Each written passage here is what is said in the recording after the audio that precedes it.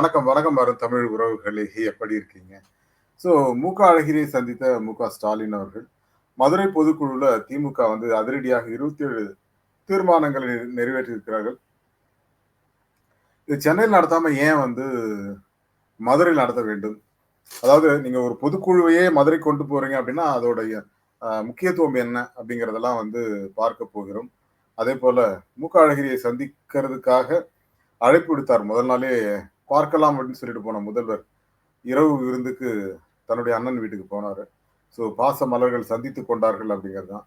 அதுல இன்னொரு முக்கியமான விஷயம் என்ன, அது சில தடைகளும் இருந்தது. அதெல்லாம் மீறி தான் அவர் சந்திச்சிருக்காரு அப்படின்லாம் சொல்லப்படுதுங்க. அதேபோல மூர்த்தி அவர்கள், அந்த அமைச்சர் மூர்த்தி அவர்களை பயங்கரமா பாராட்டுங்க. ஏன்னா அவர் சிறப்பாக அந்த ஏற்பாடுகள் எல்லாம் செய்திருக்கிறார் அப்படிங்கிறதுனால. ஸோ அதை பற்றி விரிவா பார்க்கலாம். அதுக்கு முன்னாடி உங்களுடைய கருத்துக்கள் வரவேற்கப்படுகின்றன. அதுக்கு நம்ம சேனலை லைக் பண்ணுங்க, சப்போர்ட் பண்ணுங்க, சப்ஸ்கிரைப் பண்ணுங்க. உங்கள் நண்பர்களுக்கு மறக்காம ஷேர் பண்ணுங்க. ராஜ்யசபா எம்பிக்கெல்லாம் தேர்ந்தெடுத்த பிறகு மதுரையில பொதுக்குழு நடக்கும் அப்படின்னு சொல்லியிருந்தாங்க திமுக தலைமை. ஆனால் சில விஷயங்கள்ல இது ஏன் வந்து மதுரையில் நடத்தினேன், சென்னையில் நடத்தக்கூடாதா அப்படிங்கிற ஒரு சில கேள்விகளும் சந்தேகங்களும் இருந்தது. மதுரையில ஒரு சில ஏற்கனவே சில அதிமுகவது கூட ஒரு பொதுக்குழு நடந்தது எம்ஜிஆர் அவர்கள் இருக்கும்போது. அதே போல இங்கு நடத்துவதற்கான காரணம் என்ன அப்படின்னா, அதாவது ஒரு மத்தியம், நீங்க கிட்டத்தட்ட ஒரு சென்டர் ஆஃப் த தமிழ்நாடுன்னு சொல்லலாம். திருச்சி தான் சென்டர் ஆஃப் தமிழ்நாடு, மதுரையும் கிட்டத்தட்ட கொஞ்சம் அந்த இதுல மைல்கல்ல தானே இருக்கு. ஸோ அதனால் அங்கு நடத்தலாம் அப்படின்னு சொல்லி முடிவு செய்து நடத்தியிருக்காரு. அது பிரம்மாண்டமா நடத்தப்பட்டது. அதுல உணவு பரிமாற்றத்தின் போது ஏதோ கொஞ்சம் லேட் ஆயிடுச்சு, ஒரு 10-15 நிமிஷம் இருக்கும்னு நினைக்கிறேன். அதை உடனே 3 மணி நேரம் காத்திருந்தாங்க, 4 மணி நேரம் காத்திருந்தா அது ஒரு புரளியை கிளப்பி விட்டு இருக்காங்க. முதலமைச்சருக்காக காத்திருந்தார்கள் அப்படின்னு. அப்படிலாம் இல்லை, கொஞ்ச நேரம் காத்திருந்தது உண்மைதான். எல்லாருக்கும் அந்த கிட்டத்தட்ட அங்கு கலந்து கொண்ட அனைவருக்கும் அந்த இதை பண்ணணுங்கிறதுனால கொஞ்சம் டிலே ஆயிருக்கு அப்படிங்கிறது தான், வேற ஒன்றும் இல்லை. அதே போல இன்னும் பல விஷயங்கள் நடந்திருக்கிறது. 27 தீர்மானங்கள், பாஜகவுக்கு எதிரான தீர்மானங்கள், அதிமுகவுக்கு எதிரான தீர்மானங்கள், நிறைய விஷயங்களை பண்ணாங்க. பட் குறிப்பாக அதாவது மத்திய அரசை பொறுத்த வரைக்கும் ஏகப்பட்ட விஷயங்களை நம்மை பின்னோக்கி நகர்த்தி கொண்டிருக்கிறது அப்படின்னு சொல்லியிருக்காரு. அதே போல பாஜகவை மீண்டும் நீங்கள் ஆட்சிக்கு கொண்டு வந்தீங்க, அது அதிமுகவை ஆட்சி கொண்டு வந்தீங்க அப்படின்னா பாஜகவுடைய தலையீடு நிச்சயமாக இருக்கும். அது வந்து பாஜக ஆட்சிக்கு வருவதற்கான வழிவகுக்கும் அப்படின்னு சொல்லி மிகப்பெரிய ஒரு முன்னெச்சரிக்கையாக சொல்லியிருக்காரு. உடனே சங்கிகளுக்கு அது ஒரு பெரிய கோபம் ஆயிடுச்சு. என்னடா அது இப்படிலாம் சொல்றாங்க அப்படின்னு சொல்லி. தமிழ்நாட்டை பொறுத்த வரைக்கும் தனியா பாஜக மெஜாரிட்டியோட ஆட்சிக்கு வருவது மிக மிக கடினம். அதனால அதிமுக உதவியோட தான் அங்க வர முடியும் அப்படிங்கிறது. அட்லீஸ்ட் குறைஞ்சபட்சம் ஒரு 10 எம்எல்ஏக்கள் வந்தா கூட அதிமுகவை ஆட்டி படைத்து விடுவார்கள் அப்படிங்கிறது தான் உண்மை. ஸோ அந்த உண்மையின் அடிப்படையில சில விஷயங்களை நம்ம சொல்லலாம். பட் என்னை பொறுத்த வரைக்கும் இவர் வந்து நம்ம எடப்பாடி பழனிசாமி அவர்கள் வந்து யார் அந்த சார் அப்படின்லாம் கேட்டார் இல்லையா, அந்த இவர் ஞானசேகரன் வழக்குல. அப்படி யாருமே இல்லைங்கிறத கோர்ட்ல ப்ரூவ் பண்ணியிருக்காங்க. ஸோ அது ஒரு பக்கம் ஒரு போச்சு, அதை நம்ம பின்னாடி பார்ப்போம். ஸோ திமுக பொதுக்குழுவை பொறுத்த வரைக்கும் துரைமுருகன் அவர்கள் எல்லோருமே வந்து ஒரு சிறப்பான பேச்சை பதிவு செய்தார்கள். 2026 தேர்தலை பொறுத்த வரைக்கும் தேர்தலுக்கு முன்னாடி கிட்டத்தட்ட ஒரு 30% மக்கள் தொகை வந்து நம்ம திமுகவுடைய உறுப்பினர்களாக இருக்கணும் அப்படின்னு சொல்லி ஒரு விஷயத்த சொல்லியிருக்காங்க. அது வந்து ரொம்ப சிறப்பான ஒரு விஷயம். ஏன் அப்படின்னு கேட்டீங்கன்னா, 30% பேர் இருந்தாங்க அப்படின்னா கூட்டணி கட்சியெல்லாம் சேர்த்து நம்ம 40-45% வந்துருவோம். ஆட்டோமேட்டிக்கா நம்ம வந்து வெற்றி பெற்று விடுவோம் அப்படிங்கிற ஒரு கருத்து வச்சிருக்காங்க. அதாவது நீங்க வந்து 200 தொகுதி ஜெயிப்போம், 234 ஜெயிப்போம், திரும்ப ஏன் போய் கெஞ்சறீங்க அப்படின்ற மாதிரி அண்ணன் எடப்பாடி அவர்கள்லாம் சொல்லியிருந்தாங்க.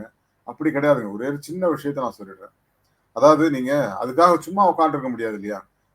மக்களையும் திமுக இளைஞர்களையும் எல்லாருமே தூண்டிக்கிட்டே இருக்காங்க. ஏன்னா நீங்க அடுத்தடுத்து நீங்க இந்த வேலையெல்லாம் பண்ணாதான் நம்ம ஜெயிக்க முடியுங்கிறதும், அசால்ட்டா இருந்தா நீங்க பாஜகவும் அதிமுகவும் தூக்கி அடிச்சு போயிருவாங்க அப்படிங்கிறது தான். அதனால ரொம்ப உஷாரா இந்த விஷயத்த பண்றாங்க.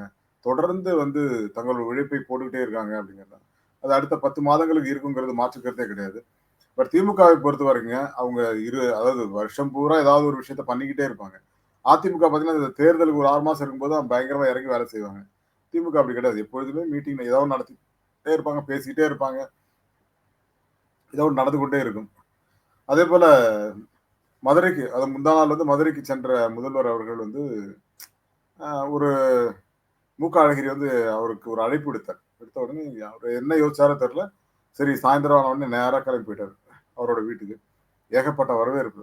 அதே போல அங்க விமான நிலையத்திலிருந்து அவர் தங்கும் விடுதிக்கு போறதுக்குள்ள பாத்தீங்கன்னா அவ்வளவு கூட்டம். அதை வந்து தானா சேர்ந்த கூட்டம் இல்லை இது அப்படின்னு சொல்லி ஒரு விமர்சனம் வேற. வைகை செல்வன் சொன்னாரு. அதாவதுங்க, நீங்க அப்படி கூப்பிட்டு பழக்கப்பட்டிருக்கலாம். உண்மையிலேயே மக்கள் வந்து மிகப்பெரிய ஒரு வரவேற்பை கொடுத்திருக்கிறார்கள் அப்படிங்கிறது தான். அது எப்படி வந்துச்சு கூட்டம் அப்படின்றதெல்லாம் இப்ப விஜய்க்கு மட்டும் எப்படி கூட்டம் வருதுங்கிறீங்க? அதிமுக எப்படி கூட்டம் வருதுங்கிறீங்க? இப்ப ஜெயலலிதா வந்தாங்கன்னா தானா வரும் கூட்டம். உங்களுக்கு வருதா? கண்டிப்பா வரல. உண்மை அதுதான்.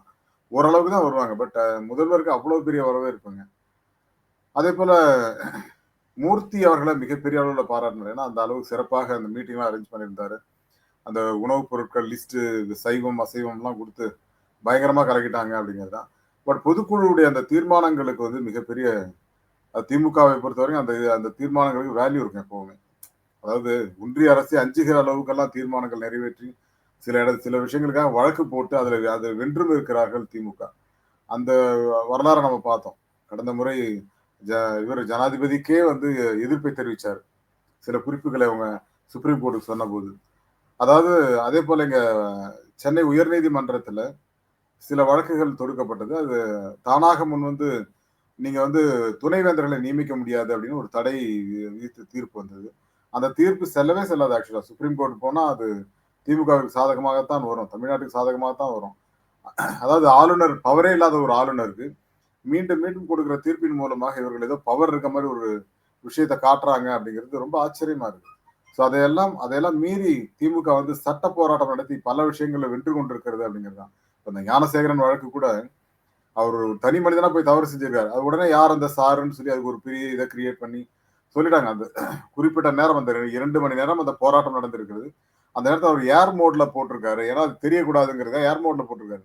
அவர் வந்து வேற யார்கிட்ட பேசினாரு அப்படின்னு சொல்லிட்டு அந்த அந்த பெண் அழகா சொல்லியிருக்காரு. யாருமே வரலங்க, இவர் மட்டும் தான். ஆனா போன் வந்து யாருக்கிட்டையும் பேசுன மாதிரி தெரியல அப்படிங்கிற ரொம்ப கிளாரிட்டியா கொடுத்துருக்காங்க. ஸோ அந்த வகையில பார்த்தா இந்த கேஸை வச்சு ஏதாவது பண்ணிடலாமா அப்படின்னு இப்ப கூட சொல்றாரு இன்னைக்கு சாயந்தரம். அதிமுக ஆட்சி வந்தால் யார் அந்த சாரன் கண்டுபிடிச்சிரும் அப்படின்னு. இப்போ கொடநாடு விவகாரத்தை நீங்க என்ன பண்ணீங்க?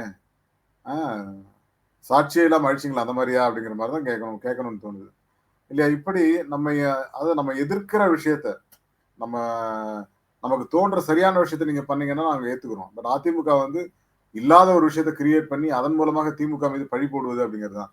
இந்த 2G வழக்குல கேஸை போட்டு 2011 ஆக்குனாங்க பாருங்க. 16 வருஷம் கழிச்சு 2Gல ஒண்ணுமே கிடையாது, நாங்கள் வழப்பை வாக்கஸ் வாங்குறோம் அப்படிங்கிறாங்க.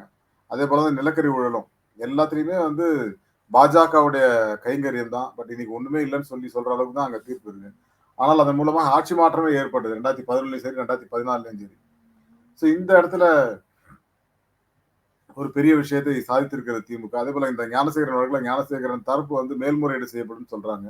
மேல்முறையீடு செய்தாலும் பெருசா அவருக்கு ஆதரவாக தீர்ப்பு வராது அப்படிங்கிறது தான் உண்மை தன்மை. ஏன்னா அது இந்த மாதிரி தவறுகள் நடக்கக்கூடாது என்றால் இந்த மாதிரியான நபர்கள் வந்து 3 ஆயுள் தண்டனை இதை கொடுத்துருக்காங்க நினைக்கிறேன். ஆயுள் தண்டனை அப்படிங்கிறதே வந்து ரொம்ப குறைவு. இவங்களெல்லாம் வந்து நீங்க தூக்கு மாட்டினீங்கன்னா தான் அடுத்தது வந்து வேற ஏதாவது வழிக்கு வருவாங்க அப்படிங்கிறத உண்மை. ஸோ அதை கொண்டு நடக்க வேண்டும். திமுகவை பொறுத்தவரைக்கும் இந்த விஷயத்துல ரொம்ப சுறுசுறுப்பா நடந்திருக்காங்க. 5-6 மாதங்கள்ல தீர்ப்பு வாங்கியிருப்பதே ஒரு பெரிய சாதனை தான் அப்படின்னு சொல்றேன். பார்க்கலாம் என்ன நடக்குதுன்னு பார்ப்போம். இன்று 2026 தேர்தலை பொறுத்த வரைக்கும் திமுக முன்னிலையில் இருக்கிறது அப்படிங்கிறது தான் இப்போ வரைக்கும் செய்தி. அதை தான் நம்ம கூட சொல்லியிருந்தோம். பட் முன்னிலையில் இருக்கிற ஒரு கட்சியை பார்த்து நீங்க வந்து 10 தேர மாட்டீங்க, 20 தேர மாட்டீங்கன்னு சொல்லிட்டு இருக்காங்க அதிமுகவினர்.